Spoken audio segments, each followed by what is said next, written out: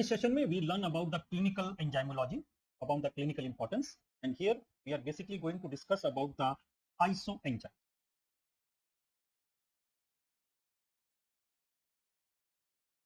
So what are isoenzymes? पहले definition देख लेते हैं कि they are physically distinct form of same enzyme that catalyzes the same biochemical reaction but differ from each other in respect to how they differ. They have different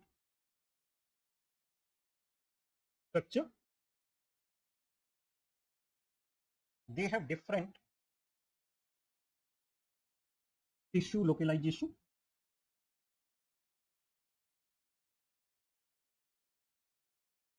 they have different Vmax and Km value, and they have also different electrophoretic mobility. और basically अगर हम बात करें कि आइसोएंजाइम्स क्या चीज है, ये most important, they act as diagnostic marker.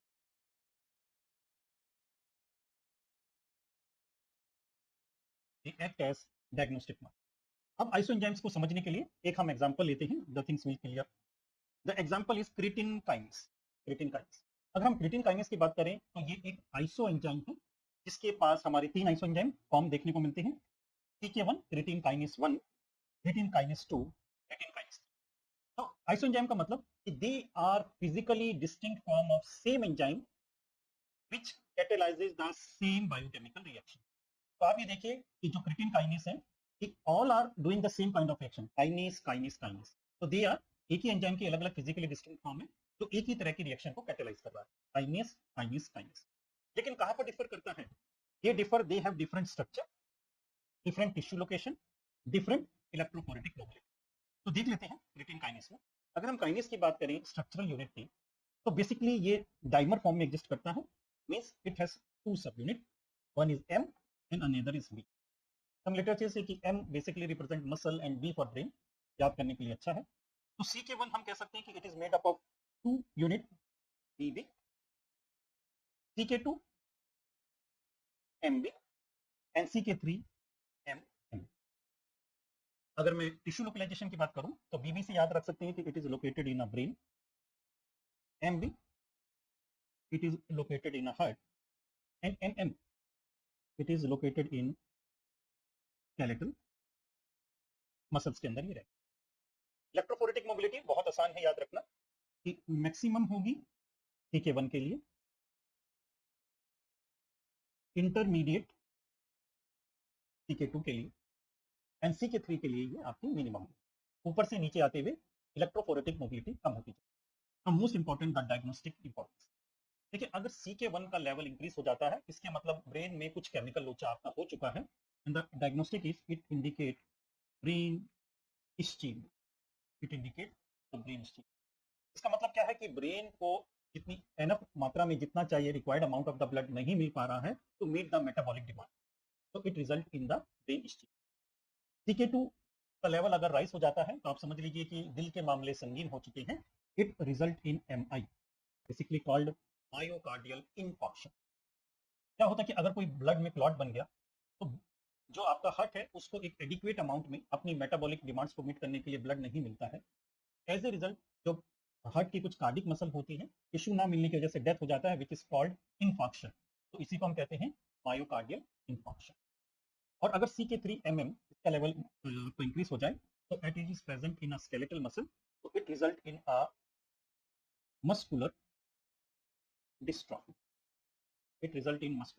Dystrophy, muscular dystrophy में रिजल्ट करता है। मींस कि जो स्केलेटल मसल्स हैं उनकी वीकनेस या डीजनरेशन हो जाती है, जिसकी वजह से द पेशेंट फील वीक और मे प्रोन टू द फ्रैक्चर। तो this is about a creatine kinase, जो हमने समझने में मदद की कि क्रिटिन काइनेज एक आइसो एंजाइम है, CK1 CK2 CK3 ई की तरह की रिएक्शन को कैटेलाइज करता है। ऑल काइनेज डिफर है अपनी स्ट्रक्चर के अंदर, CK1 BB, CK2 MB MM, location CK1 in brain, CK2 in heart, skeletal muscle. Electrophoretic mobility ऊपर से आते हुए डिक्रीज करेगी। एंड इंपॉर्टेंस है CK1 brain ischaemia, CK2 MI and CK3 muscular dystrophy. एक और एग्जांपल हम याद देखते हैं, the next is the lactate dehydrogen. अगर बेटा लैक्टेट डिहाइड्रोजनेज की बात करें तो it is basically a iso enzyme, it has 5 iso enzyme, LDH1, LDH2, LDH3, LDH4 and LDH5। Structural unit, it is a tetramer. Tetramer का मतलब इसमें 4 unit होंगे and it has 2 units, one is H and another is M।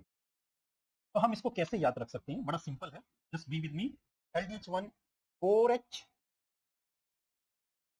3H 2H 1H no H, means LDH1 is made up of 4H, LDH2 3H। हमें tetramer को पूरा करना है तो यहां पर हम क्या करते जाएंगे, एक M लगाते चले जाएंगे, M M, LDH4 M M M, LDH5 M M M। तो इस तरह से आप इसको बड़े आसानी से याद रख सकते हैं कि LDH1 4H 3H 2H 1H no H, कोई H नहीं। अगर हम बात करें लोकेशन की तो HH बेसिकली एक हार्ट, तो याद रख सकता है कि it is present in a heart muscle. LDH2 it is seen mostly in the RBC, in blood. LDH3 basically ये हमें मल्टीपल जगह मिलता है, it is seen in the spleen, lungs, lymph node,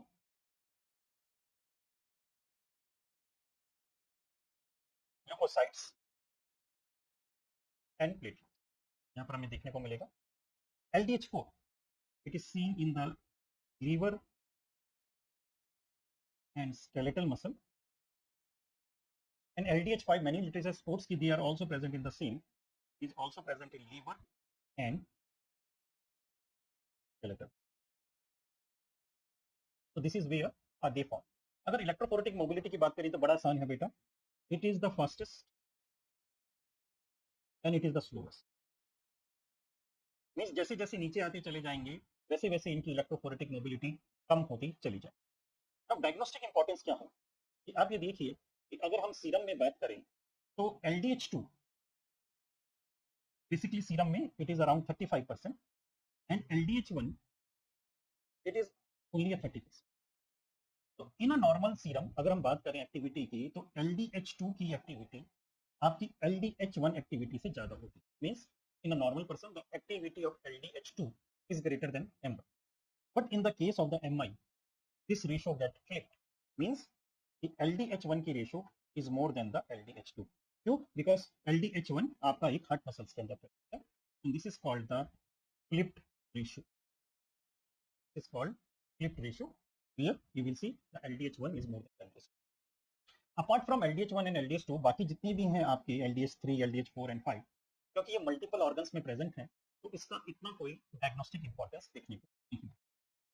तो this will learn about the second lactate dehydrogenase which basically act as enzyme. अब इसके बाद हम कुछ एक दो कंडीशंस भी देख लेते हैं कि अगर वो आता है कि in which that condition which enzyme will act as the diagnostic marker for that.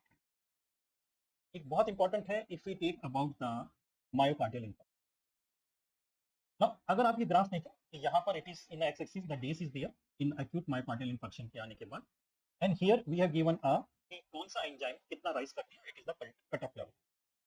तो suppose this is the 0 day, initially very initially if we see कि there is little bit increase in a enzyme marker called myoglobin, but we not consider it because एक तो बहुत कम increase होता है and is not very specific. But after this there is increase, दो enzymes जो आपस में इंक्रीज करते हैं, one is the CKMB and another is the troponin, both increase within the 3 to 4 hours ये बॉडी में इंक्रीज करने।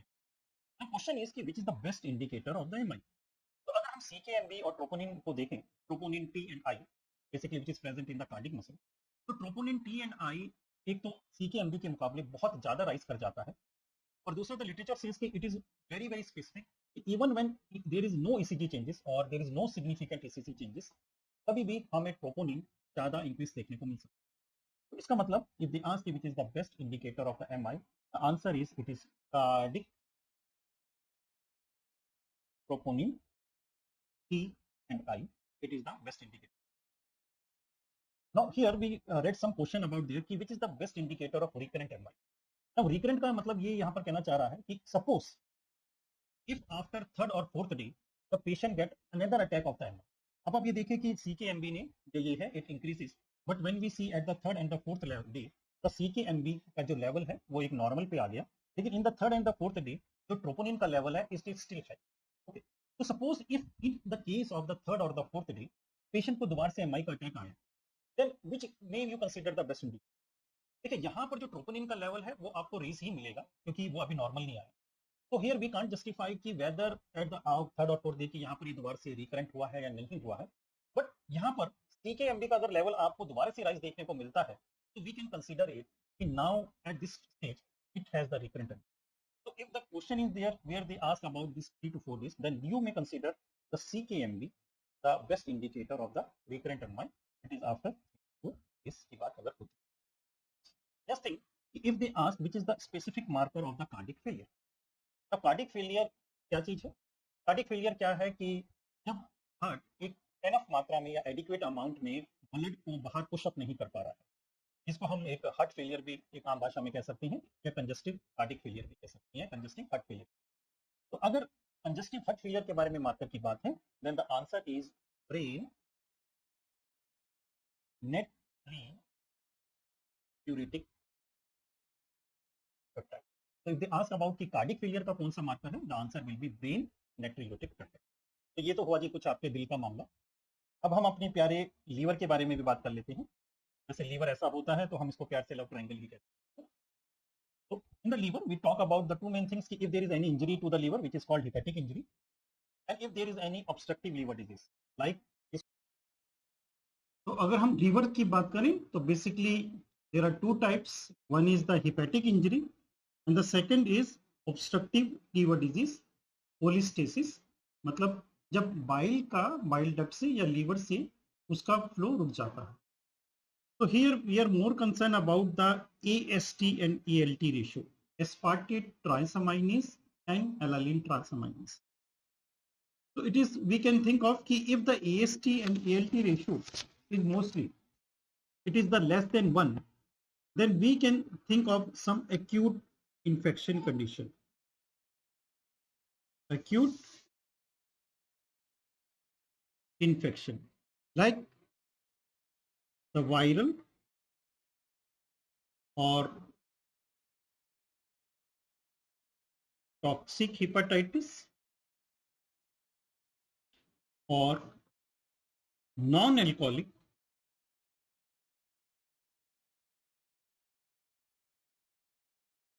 fatty liver.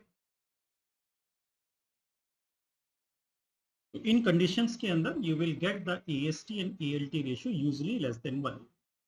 If this ratio is more, means AST and ALT ratio is 1, more than 1, then mostly we get the things of the chronic conditions, like the first is alcoholic hepatitis,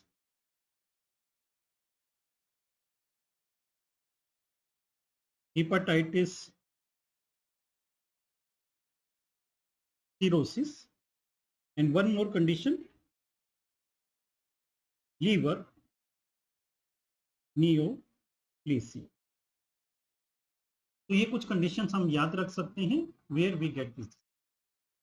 In the case of the obstructive liver disease, if they ask which is the more specific marker for this, then please remember it is 5'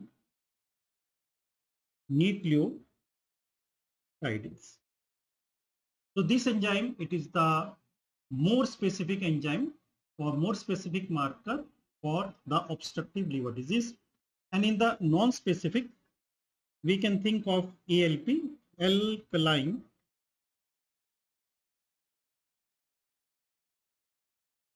phosphatase, and if we particular about which alkaline phosphatate, it is alpha 1 ALP. So it is basically a non-specific. Again, there are many questions ki tell about the marker, the person who use heavy alcohol use, बहुत ज़्यादा alcohol लेता है जी, 4 बोतल vodka काम मेरा रोज का, or may have the drug addict, drug phenytoin and phenobarbital, then your answer will be GGT, gamma glutamial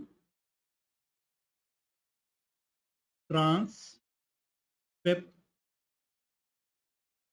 So this is about the specific marker of the obstructive liver disease and Crohn's. So in this session, we have learned whole about the clinical isoenzymology, about the isoenzymes. Here we have learned about creatine kinase, lactate dehydrogenase, and the conditions in myocardial infarction and the liver, which marker they act as the diagnostic marker इस बीमारी के लिए बता दें. So that's all for this session. और आखिर में कुछ आपके लिए कि मुमकिन नहीं था किसी हाकिम के पास इसका इलाज है दोस्त, ये इश्क का रोग था, आखिर में अम्मी की चप्पल से ही आराम. So thanks for your kind attention.